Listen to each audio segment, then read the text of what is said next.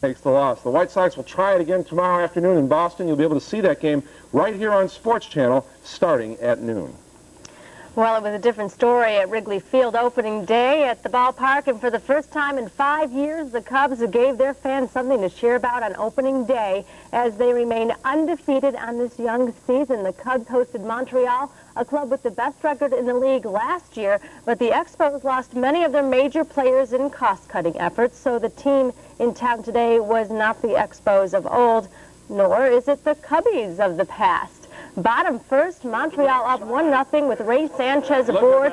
Sammy Sosa brings the fans to their feet when he unleashes a monster shot, 442-foot home run to dead center to put the Cubs up 2-1. Sosa gets the high fives and sends a little hello to Mom. Well, that's it. You gotta... Still 2-1, Darren Fletcher at the plate, and this is why the Cubs re-signed Mark Grace, and the fans are happy they did. He robs Fletcher to protect the slim lead. Then in the Chicago fourth, the base is loaded for starter Kevin Foster. He helps his cause with the RBI ground out.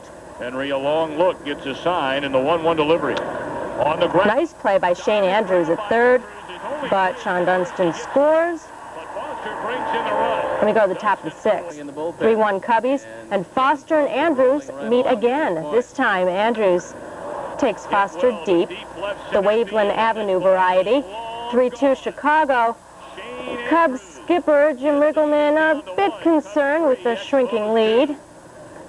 Not to worry though. Check this out. In the bottom of the seventh, new Cub Brian McRae stealing third. Montreal's Tim Laker throws it into left, and McRae scores an insurance run the Cubs would need. The Expos scored in the eighth on a double by Andrews, but the Cubs hold them off 4-3. Your score, 10 hits on the day for the Northsiders, who pick up their third win in as many days. Kevin Foster with the win. Randy Myers picks up his second save on the season. Well, the Northsiders' hot start has made many a Cub fan excited, but who's to say they wouldn't have been this successful with replacement players? In our salute to the Cubs' Harry Carey, we give our version of replacement Harry as he meets with the Cub faithful. Hello again, everybody. Harry Carey back here outside of Wrigley Field on Waveland, and I'm standing here with Barry. Barry's getting ready for the game. I don't know if he's going to go, if he's just going to hang out with some of the guys here across the street. Looks as if they've got a couch. Hey, fellas. Hey, Harry. You look great. You're much more sober. You look a lot younger in person, actually. I look like I've lost about 35 years. Nobody would even know. How are you? The umpires are out here that they can call a good, solid game on the inside. I mean, those guys are there. They mean well, but they just don't have the experience. I'm awfully sorry. Good to see you're here with some good friends. Didn't we see you out in Mesa last week? I think you did. You look better today than you did last week. Why, thank you, sir. I look like I've dropped about 20, 30 years, haven't I? Must be the Budweiser. Oh, it's guys like this that keep me young. I'm going to give her a big Thank you, Harry. With the Cubs' quick start out of the starting gate, the league has given the organization permission to print up playoff and World Series tickets. Here they are. Oh. That's since 1945, doesn't it? Does it look like me? I didn't authorize that. Hey, did you kick around the idea of maybe becoming a replacement ball player when the strike was on? No, I'm a fireman. You can't take time out for being a fireman. It's a 24-hour job. How many years have you been on the fire department, 29. sir? 29 years. That's almost as long as the Cubs have gone without winning a World Series. You've got that one right. Thanks, Harry. I don't think the real Harry Carey has to worry about giving up his job just yet. Onto the ice now. Chicago Blackhawks forward Bob Probert has the okay to return to the NHL, but not right away and not without one more big hurdle. Commissioner Gary Bettman is reinstating Probert and clearing him to play in games for the 1995-96 season. That is, if Probert complies with the terms of his aftercare. Probert is not eligible for any of the remaining regular season games this season, nor for any upcoming playoff games. However, Probert is eligible to practice with the team as much as the Blackhawks deem appropriate. Our next Blackhawks game that you can see is coming up on Sunday afternoon, 2 o'clock, when the Blackhawks take on the Detroit Red Wings, and then 2 regular season games to finish off next week. Then the Stanley Cup playoffs, they'll play Toronto in the opening round. Book it. The playoffs start Sunday, May 7th. Now back to baseball, into the American League. Sure, it's early in the year, but we might as well get used to keeping an eye on what the Cleveland Indians are doing. The Tribe is in Texas this weekend for a visit with the Rangers. Of course, the Rangers won the West last year, but they were also a sub-500 team, the only team in baseball history to win a division and not be over 500. An old-fashioned hit parade in Old Texas tonight. Top of the first inning, Albert Bell. Seen a lot of guys hit homers to dead center field the last few days. Quick 3-0 lead for the Indians, but not so fast. Dean Palmer comes up for the Rangers and sends it through the hole. It's short. RBI single, and it's tied 3-3 in the bottom of the first inning. Still in the first, Mark McLemore will launch one out of the ballpark in Arlington, at least out of the playing field.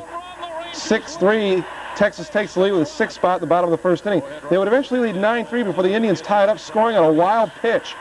Terry Burrows uncorks the wild one. Manny Ramirez scores, tying up the game at 9-9. And all the scoring was done in the early part of the game. Texas wins it by a final of 10-9.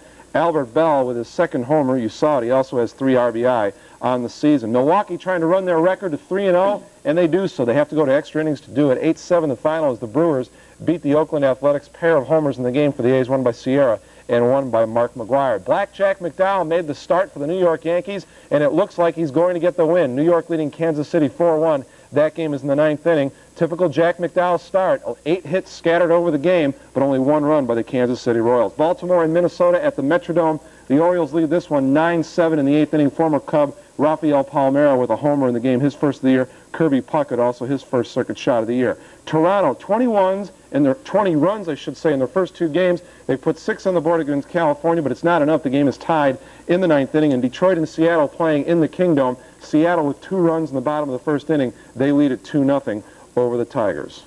Straight ahead on the Sports Channel report, the Bears are expecting a 100% turnout to minicamp this weekend. Doug Buffone stops by to talk about the new faces showing up to Hallis Hall this weekend. And as we go out, check out the day in the National League. Doug Buffone and Football Talk coming up next.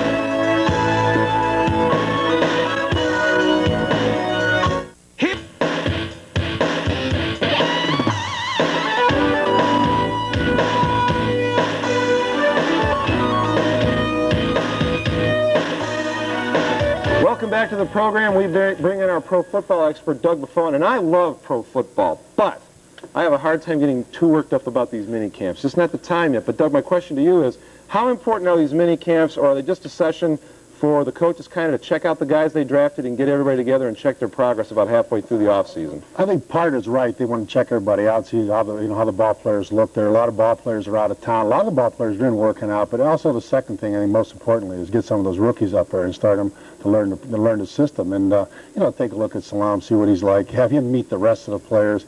Have all the young guys come in and see who the ball players they looked up to in the past, and with a big grin on their face. And so it's good. It's only like a 2 or 3 day deal, but the fact is you got to watch out guys don't get hurt. In fact, I think the Bears will probably go inside and practice. I mean, we're worrying a little bit about outside in the muddy field. Yeah, and speaking of Rashawn Salam, as Bears minicamp began, Rashawn Salam got the first taste of NFL frustration. The rookie running back from Colorado was visibly upset after dropping several balls during parts of the Bears' workout today in Lake Forest. I just want to come out here and just get the offense down packed. I want to be comfortable, and I want to, go ahead and play football like I know how. Because today it was a disaster for me, But that's the way I got to start off. You got to start from the bottom. The purpose of this is just to learn. I mean, we got a long time before we line up and play our first ball game, and right now the most important thing is to just try to learn our systems, offense, defense, and special teams, so that you can go full speed. And when we do put the pads on, it gives you a chance to really, not be worrying or thinking, but really just get out there and play. I know some of them get it down right, but it's just, it's just a shame. They came out there and watched me work out in Colorado. I didn't drop any passes, and now I'm right in front of them. I'm dropping everything that comes to me. So, it's a shame on my behalf. I'm not catching all those passes and not getting down the offense quicker. I'd have been disappointed if he had dropped the ball and came back to the huddle like if nothing happened. Well, I got the explanation for you. Rashawn just playing in Boulder, thin air, hasn't made the adjustment to the heavier air and the effect it has on the ball. That's probably right. You're probably right. But the other good news here is that he didn't say he was homesick. He didn't say it was too cold out. He said, I dropped the ball. And I think that's kind of neat, because I think he's only 20 years old. He wants to make a great impression. And he did. I remember a game he played in against, I think it was Texas. He caught 4 footballs coming out of the backfield for 45 yards. But a lot of times, these guys in college, they're not catching the ball that much. And what happens, they're so worried about their route that they forget about the football and the concentration. That's what just takes time and takes repetition. Yeah, you brought up the Texas game that Rashaan Salam had. The key thing about that game, 100-degree heat in Austin that day, unbelievable humidity, and he had a huge game, carried the Colorado Buffaloes to a victory. So the guy's a stud, the guy can play. It just takes a little time to get acclimated to being in the NFL. Another guy that drew a lot of attention today was the punter that the Bears drafted in the second round, 56th pick, right. All right, out of the West Virginia, their punter Sauerbrunn, and this was his average at West Virginia, 48.4. Now, the leading punter in the NFL last year by average, this is not net average, this is overall just kicking away. Sean Landeta of the Rams, 44.8. I wouldn't imagine that the rookie's average is going to be anywhere near that his first year in the NFL, but let's face it, this guy's got a good leg. I wouldn't be shocked if he wasn't right around 44. I mean, he does kick the football very well. He's not going to be 48, though, in the NFL. No, I don't think so, because you got the coffin corner. That's one thing he has to work on. Right. But the other thing amazing about him, and I had him on the Score Radio the other day, and we were talking to him. He works out with Sean Landeta. And Sean Landeta was telling him about Soldier Field. But Sean Landeta didn't tell him about the Giant game. Remember the Giant and Bear championship game there? When he missed the football totally, and I think, Sean Gall picked it up and ran for a touchdown? Right. And he goes, he didn't mention that. I said, yeah, he didn't mention it. I said, when you get down there, it's going to be a little different with that wind. Yeah, Joe Theismann and Sean Landeta, two of the more infamous punters in the NFL, but Todd Sauerbrunn probably is going to be like that, because everyone was scratching their head a little bit when the Bears let Chris Gardocki go, saying, how are they letting this guy go? He actually did a pretty decent job of kicking in Soldier Field. His average wasn't very good, but Soldier Field does a lot to do with that. But, hey, you can't go... The only punter I can remember being taken this high was Ray Guy. Yeah, end of story. And he was the best one there. He was the best pick at that time. A lot of people say, well, why are the Bears picking a punter in the second round? Well, first of all, they needed one. And number two is that probably the past 8, 9, 10 years, he's the best punter that's come out. And the Bears need this guy. They need this guy. And last year, as you said, Chris Gardocki got us in a lot of problems. This kid can get us out. Plus, on top of that, obviously, the kickoffs. He kicked off 52 times last year, and 41 went into the end zone. And the Bears did not have any touchbacks last year. Yeah, and one more thing before we get Doug out of here, because he hasn't said it yet since he's been here, and it's like a day without sunshine. What's the key for the Bears the coming year? Well, let me get it to you straight out, boys. Run the football or the skin of the pig.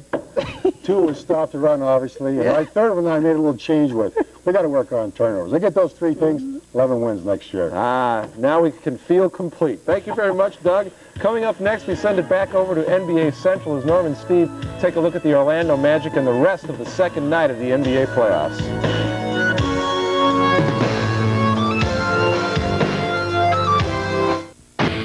To the ice we go. Islanders over the Rangers by a final of 4-2. Ray Ferraro with 2 goals. Tommy Soderstrom with 44 saves.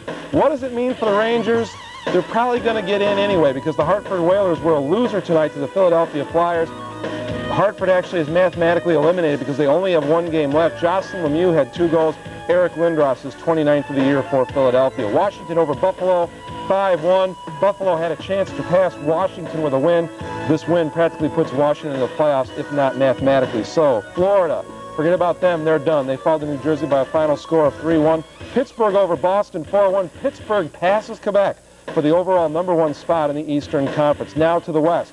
Los Angeles trailing San Jose 1-0 at the end of 1. The winner of this game will hop into the final playoff spot in the Western Conference. St. Louis and Vancouver tied up 1-1 at the end of 1. Both of these teams will be in the playoffs. The question is, will they have Mo as they get ready for the second season. Time now to put a wrap on all the action tonight in the NBA. Let's go back over to Steve and Norm. Jim, thanks again. Bulls win in overtime 108-100 over the Charlotte Hornets. 3 other NBA games tonight. First of all, the other one in the East, Orlando and Boston at the O-Arena down in Orlando, Florida. This one, no contest tonight. Orlando wins huge. Horace Grant, the steal ahead to Nick Anderson. He's going to get the jam. Nick Anderson with 20 points tonight. Orlando starts to blow the game open. And watch Shaq underneath, Norm. Hammered right here. And guess what? He wasn't hurt, but Shaq hit 11 of 14 free throws tonight. Can you believe it? Well, if he's going to do that, then it's big trouble ahead, I tell you that. Man, look at this. Donald Royal, he misses, but Horace Grant is there. Ho with the big night. Crowd goes wild. Chris Ford not very happy. Orlando, a 20-point lead in the second quarter. Then Horace knocks the ball away from Sherman Douglas. Ball eventually gets to Nick Anderson and finishes with a slam. Magic led 54-36 at half. They win by 47. Shaq 23 points and 11 rebounds for the Celtics. It's their worst playoff loss in their history. That was the Magic's first ever playoff win. Denver and San Antonio right now still going on at the Alamo Dome. San Antonio leads 64-55 there in the third quarter. And Portland and Phoenix, the other game out west, it's close. Suns and Charles Barkley holding on 40-39 over Portland. Norm Van Leer very quickly. Bulls with a big win tonight. What was the key to the game? Well, the key to the game was Michael Jordan down the stretch, but the bench, to me, underline that the bench was the key tonight for this victory. All right, Michael and the bench are the key. That'll do it for Norm and I. Back to Jim Blaney. Jim? All right, thanks a lot, Cash. Time now for the contest to end all contests. And that eternal question, are you fan enough? It's your chance to win 2 season tickets to the Bulls, Blackhawks, White Sox, Cubs, and Bears, plus a car for the entire year. Tonight and every night, we'll show a mystery guest saying, are you fan enough? All you have to do is identify the person, but you can't win if you're not paying attention. So watch closely.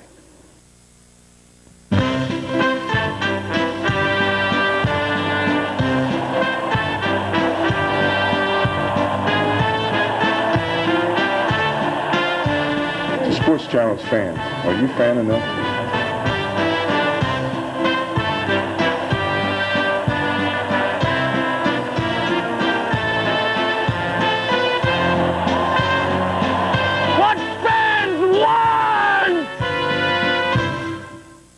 Man, who was that guy? I haven't seen him before. Send the name of tonight's guest to Sports Channel, 820 West Madison, Oak Park, Illinois, 60302. 1 week from today, we'll draw a winner right here on the show to receive a special prize package. That winner and all other correct entries will then be eligible for the grand prize. Season tickets to every team and a car for the year, courtesy of the Gleason Automotive Group. Thank you, Gleason, to help get you to all the games. The grand prize drawing will be held right here on Sports Channel on May 24th. If you didn't know who tonight's mystery guest was, I really feel sorry for you. But don't worry, another chance to win will come tomorrow night. Amy? For tonight's Jeep in Your Neighborhood segment, we went out to opening day in Wrigleyville and asked, hey, what did you eat today at the ballpark?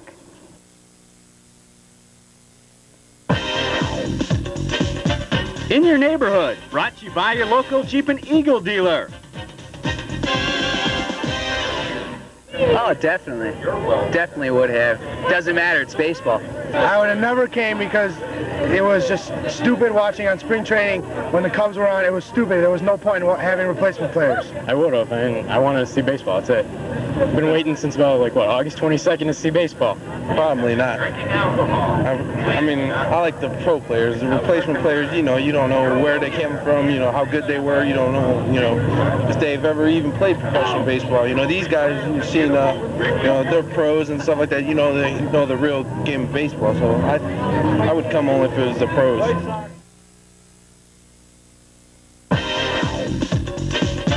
In Your Neighborhood, brought to you by your local Jeep and Eagle dealer. That is all the time we have for tonight's edition of the Sports Channel Report. But we're back here tomorrow. Dino Joyner is on the road with the Chicago Bulls. He'll check in with us from Charlotte. And for Jim Blaney, Steve Cashel, and Norm Van Leer, I'm Amy Stone. Good night, everybody.